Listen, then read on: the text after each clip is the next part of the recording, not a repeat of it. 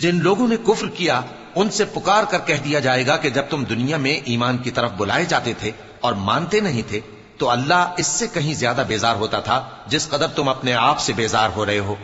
وہ کہیں گے کہ اے ہمارے پروردگار، تو نے ہم کو 2 دفعہ بے جان کیا اور 2 دفعہ جان بخشی، ہم کو اپنے گناہوں کا اقرار ہے، تو کیا نکلنے کی کوئی سبیل ہے؟ یہ اس لیے کہ جب تنہا اللہ کو پکارا جاتا تھا تو تم انکار کر دیتے تھے، اور اگر اس کے ساتھ شریک مقرر کیا جاتا تھا تو مان لیتے تھے۔ سو حکم تو اللہ ہی کا ہے جو بلند و بالا ہے، بڑا ہے۔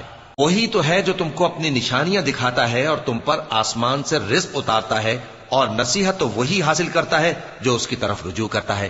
تو اللہ کی عبادت کو خالص کر کے اسی کو پکارو، اگرچہ کافر برا ہی مانے۔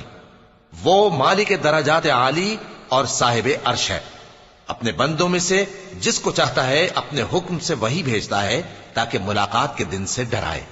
جس روز وہ نکل پڑیں گے ان کی کوئی چیز اللہ سے مخفی نہ رہے گی۔ سوال ہوگا آج کس کی حکومت ہے؟ جواب ملے گا اللہ کی، جو اکیلا ہے، بڑا زبردست ہے۔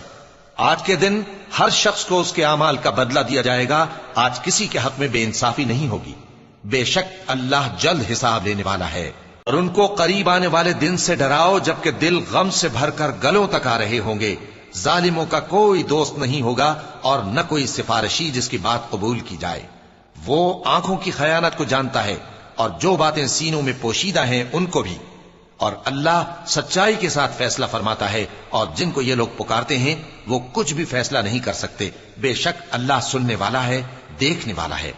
کیا انہوں نے زمین میں سیر نہیں کی تاکہ دیکھ لیتے کہ جو لوگ ان سے پہلے تھے ان کا انجام کیسا ہوا؟